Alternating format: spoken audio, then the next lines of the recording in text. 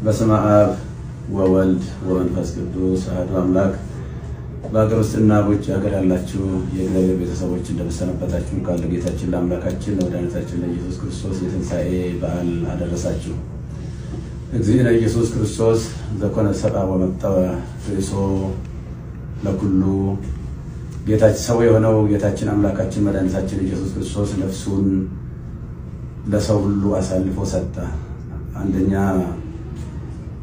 ጢሞቴዎስ ምዕራፍ 2 ቁጥር 6።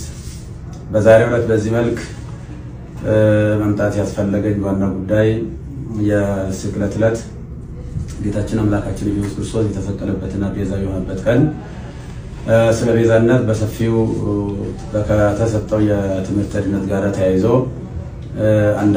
አንዳንድ ብዥታዎችና ጥያቄዎች ስለተፈጠሩ እነዚህን ነገሮች ለማጥራት ያህል ነው። እንደሚታወቀው እንግዲህ ዕለተ ስቅለት ማለት ዕለተ ሪት ማለት ነው። ጌታችን አምላካችን መድኃኒታችን ኢየሱስ ክርስቶስ ለኛ ካለው የማይለካ ፍቅሩ የተነሳ ባጭር ቁመት በጠባብ ደረት ተወስኖ ተይዞ ታስሮ ተደብድቦ እርቃኑን ሆኖ በመስቀል ላይ ተሰቅሎ ለዓለም ፍጹም ቤዛ ሆኖ የማይደገም ቤዛ ሆኖ በጊዜና በሁኔታ በቦታ የማይወሰን ቤዛ ሆኖ የዘላለም ቤዛነቱን አግኝቶ ወደ ቅዱስ በገዛ ደሙ የገባበትና ለአዳም የሰው ዘር ሁሉ በእኛ ፈንታ የታሰረበትን ታላቅ ቀን ነው የምናከብረው በየዓመቱ። እና ሲተነተን ቤዛነት በአራት እንደሚከፈል ይታወቃል። ከዛም በላይ ሊሄድ ይችላል። በእርግጠኛ በአራት ብናይ በጣም ጥሩ ነው። የገንዘብ ቤዛ አለ፣ የቁስ ቤዛ ማለት ነው፣ የእንስሳ ቤዛ አለ፣ የሰው ቤዛ አለ። ዋናውና ትልቁ ግን የጌታችን የአምላካችን የመድኃኒታችን የኢየሱስ ክርስቶስ ቤዛነት ነው። እና ይሄ ስለ ነገረ ድነት በሰፊው በሚሰጥበት ሰዓት እነዚህ ምንም ከቁስ ጀምሮ እስከ ሰው ያሉ ሁሉ ቤዛ መሆን ቢችሉ የጌታችን የአምላካችን የመድኃኒታችን ኢየሱስ ክርስቶስን ፍጹም ቤዛ ሊተኩ የማይችሉ ናቸውና በፍጡርና በፍጡራን መካከል ያለውን ቤዛነት ለመለየት በተለይም ጌታችን አምላካችን መድኃኒታችን ኢየሱስ ክርስቶስ ስለ ስርየት ኃጢአት በመስቀል ላይ ተሰቅሎ በከፈለው ቤዛነት ስም ፍጡር ሊጠራ አይችልም በሚል የሰጠው ትምህርት ብዙ ምዕመናንን አደናግሯል። ከአውዱ ውጪ አንዳንድ ሰዎች ቃሉን አጣመው በመተርጎም ጦርነት በመቀስቀስ ህዝቡን በማነሳሳት በተለይም ደግሞ ደጋጎች ምዕመናንን በጣም አሳዝኗል። ከመቤታችን ከቅድስት ድንግል ማርያም ጋራ እንዴት የፍጡር ቤዛ የለም ይባላል? ከገንዘብ ጀምሮ ከቁስ ጀምሮ ብዙ ቤዛዎች አሉ ብለው በመተንተን ነው ብዙ ጊዜ ሲወራ ሲነገር የነበረው። እኔ በሰዓቱ ስለ ቁስ ቤዛ፣ ስለ እንስሳ ቤዛ፣ ስለ ሰው ቤዛ ብዙ መናገር አላስፈለገኝም። ዋናው በመስቀል ላይ ተሰቅሎ ስለሱ ብቻ ነበር በሰፊ መናገር የነበረብኝና ምንም ቤታችን ቤዛ ዓለም ብትባልም የጌታችን የአምላካችን ኢየሱስ ክርስቶስን ቤዛነት አይተካም የሚል ቃል ብዙዎቹን ግራ ጋብቶ እንደነበር አስታውሳለሁ።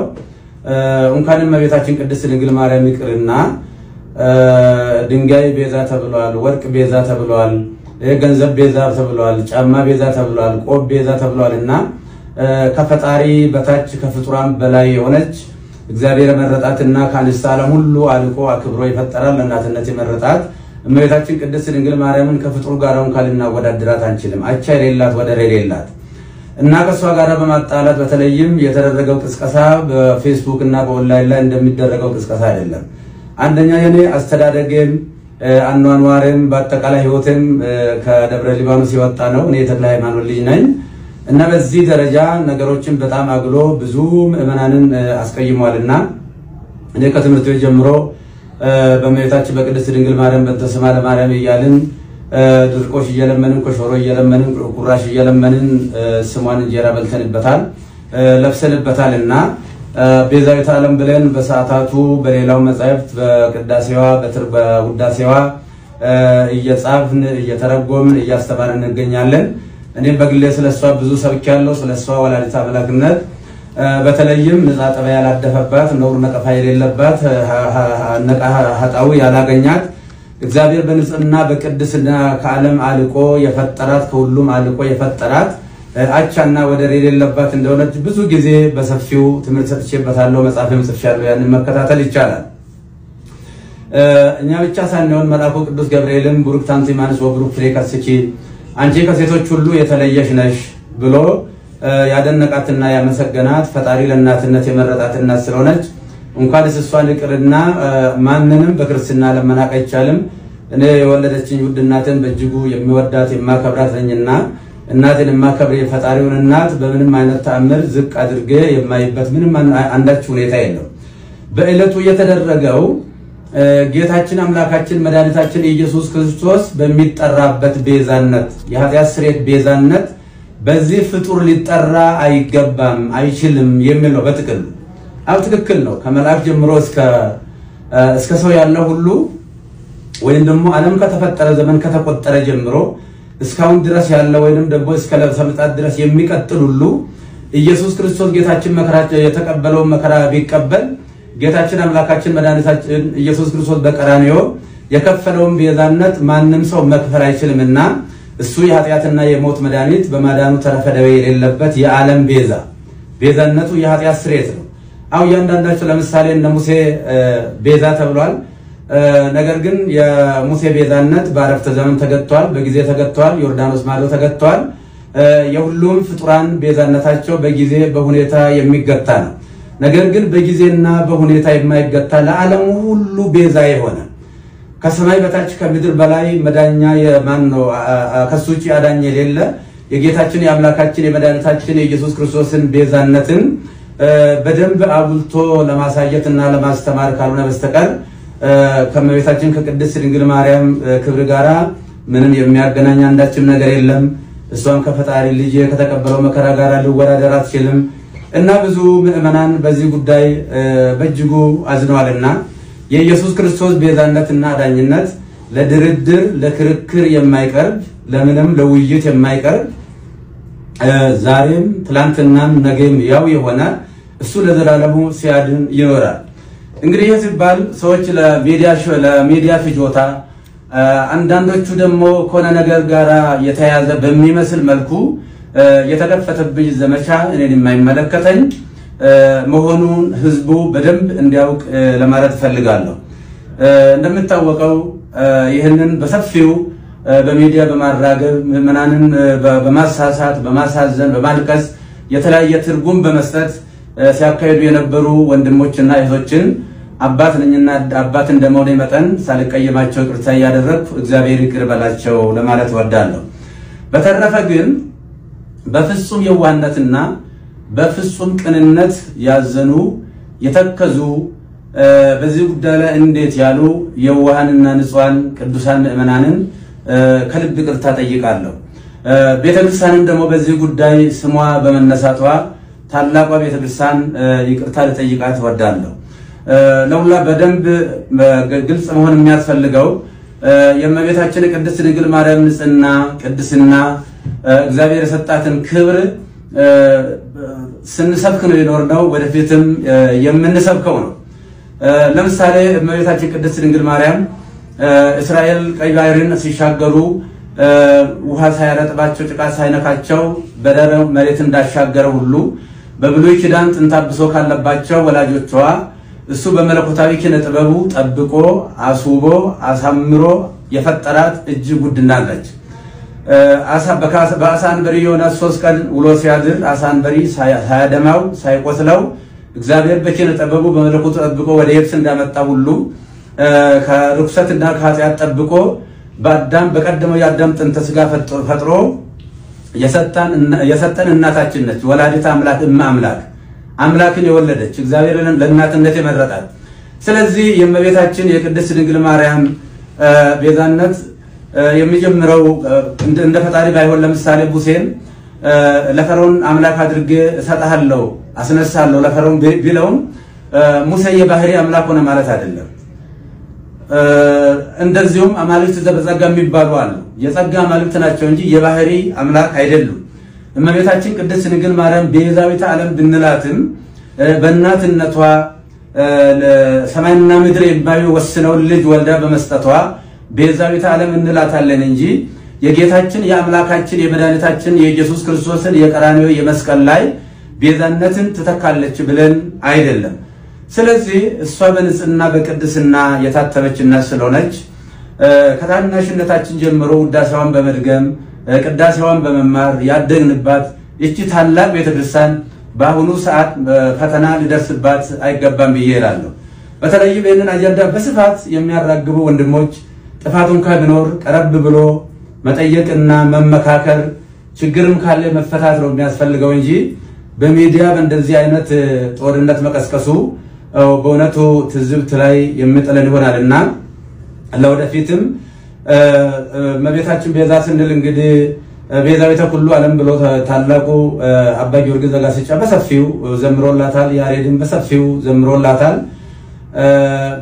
በዚህ ጊዜ እሷ እንግዲህ ከተጸነሰችበት ጊዜ ጀምሮ ጌታን ጸንሳ ሳለ አይሁድ በተሳሳተ መንገድ ባልገባቸው መንገድ ብሉይ ኪዳን በነበረው የጭካኔ መንፈስ እሷን በድንጋይ ቀጥቅጦ ለመግደል ጥረት በሚያደርጉበት ሰዓት ውድ ዋጋ ከፍላ ለመሞት ሙካ ፈቃደኛ ሆና ነገር ግን ዮሴፍ ጻድቅ ሆኖ ያጸነሰችውም ደግሞ ሰውኛ ሳይሆን እንበለሩካቤ ሳይሆን በእግዚአብሔር መንፈስ ቅዱስ በማይመረመር የመንፈስ ቅዱስ ግብር መሆኑ ስለታወቀና ዮሴፍ ሊገልጣት ስላልወደደ በእንደዚህ አይነት ሁኔታ ከዛ ከሞት እንዳመለጠች እናውቃለን።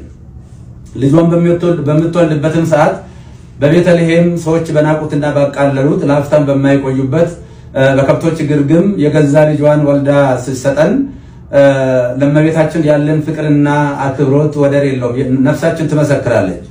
የብቻ ሳይሆን መቤታችን ለልጇም ቤዛ ነች። ለልጇ ለሕፃኑ ለኢየሱስ ክርስቶስ ገና የ2 ዓመት ሕፃን በነበረ ጊዜ ሄሮድስ ልጆችን በሚያስገድልበት ጊዜ ልጇንም እንዳይገልባት የሞት ሰለባ እንዳያደርግባት ከእስራኤል ጀምሮ እሳት የሆነውን የሳራ በረሃን የቀን ሐሩር የሌሊትን ቁር ችላ ታግሳ ረጅም ዘመን ረጅም ወራት ተጉዛ ወደ ግብጽ ተሰዳ ብዙ ዋጋ ከፍላ መከራይታ ልጇንም ከሞት ያዳነች እንደገና ደግሞ እስከ ቀራንዮ ከልጇ ያልተለየች እመቤታችን እናታችን ቅድስት ድንግል ማርያም ነችና እሷን እንኳንስ አይደለም ለማቃለል ለማመስገንም ብቃትም አቅምም ሞራልም ያለው ሰው የለም። እና ይሄንን ጉዳይ ቅድም እንደተናገርኩት ሰዎች ለሚዲያ ሽፋን ችሎታን ለሚዲያ ፍጆታን ለማዋል መጽሐፉን ከአውዱ ውጪ በመተርጎም እየተሰጠ ያለው እየተሰበከ ያለው በእለቱ የኢየሱስ ክርስቶስ ቤዛነትና አዳኝነት ነው። ስለዚህ ለምንድነው ጥላ ቤዛ ይባላል ሌላ ቤዛ ይባላል የሚልም ሊቃውንቱ ከሰሞኑ ጀምሮ ግሱን እየተነተኑ ሲነግሩን ከርመዋልና ለተነተኑ ለትንታኔ እያመሰገንኩ በሰዓቱ ስለ ጫማ ቤዛነት ስለ ባርኔጣ ቤዛነትና ስለ ልብስ ቤዛነት ስለ ገንዘብ ቤዛነት ስለ ቁስ ቤዛነት ስለ ብሉይ ኪዳን እንስሳ ቤዛነትም ብዙ መተንተን አላስፈለገኝም። ምክንያቱም ታላቁና ሕያው ቅዱስ አምላካችን ኢየሱስ ክርስቶስ በመስቀል ላይ ተሰቅሎ ስለሆነ የግድ እሱ መሰረት ስላለበት እሱ መነገር ስላለበት ከዚህ የተነሳ ነው እንጂ እኔም መቤታችንን ለማቃለል ለመናቅም አይደለም። እኔ በዚህ ደረጃ እኔም መፈረጃቸው በጣም አዝኛለሁ።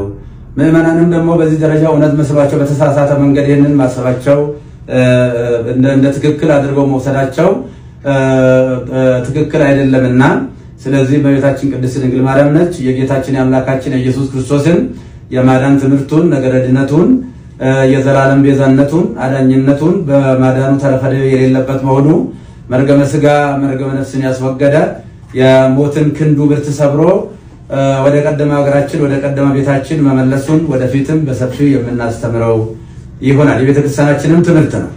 እመቤታችን በነገረ ድነቱ ስጋዌ ስናስብ መነሻ ወስፋናች እሷ ዋና መነሻ ነችና በነገረ ስጋዌ ውስጥ በነገረ ድነቱ ውስጥ አምላክ የሰጣትን ቦታ ከስጋዋ ስጋ ከነፍሷ ነፍስ ነስቶ ነው የተሰቀለው። ስለዚህ እንደ ቤተክርስቲያን እንደ ግሌ እኔ ለእመቤታችን ያለኝ ፍቅር እጅግ የተለየ ነው። እኔ ስሟን ጠርቼ በእንተ ስማ ለማርያም ብዬ ተምሬበታለሁ ስሟን። አሁንም የምንጸልየው ሌላ ጸሎት የለም። የሁለቱ ውዳሴ ማርያም እሱ ነው የምንነገው። አንቀጸ ብርሃን ነው የምንጸልየው። ውዳሴ ማርያም ሲባል ግን ተራ ድርሰት ሊመስላቸው ይችላል አንዳንድ ሰዎች። በውዳሴ ማርያም ብሉይና አዲስ ኪዳን የታጨቀበት ምርጥ መጽሐፍ ነው። ይልቁንም ብሉይ ኪዳን አዲስ ኪዳን መጽሐፈ ሊቃውንት እነዚህ ተጨምቀው ነገረ ድነት የጌታችን የአምላካችን ኢየሱስ ክርስቶስ የማዳን ስራው ቤዛነቱ አዳጅነቱ በሰፊው የታጨቀበት የሚተነተንበት የምንጸልየው እሱ ነው እና ቅድም እንደተናገርኩት የውሃ ምእመናን ልጆቼ አንድ ሁኑ እኛ በዚህ ሰዓት አንድ ነው መሆን ያለብን በጠላትነት በዚህ መነሳሳት የለብንም ጥፋትም ካለ ቤተክርስቲያን መዋቅር አላት ይሄ በያውደ ምሕረቱ ያለው ከስድብ እንደዚህ ያለ ነገር ጥሩ አይደለምና ይሄንኑ አደራ ለማለት ነው እግዚአብሔር ሀገራችንን ይባርክልን ይቀድስልን እግዚአብሔር ባርካችሁ ይቀድሳችሁ ይዲዲያዳ ገለኒ ኬኛ ኡልፊ ነሳቲፍ ካኔ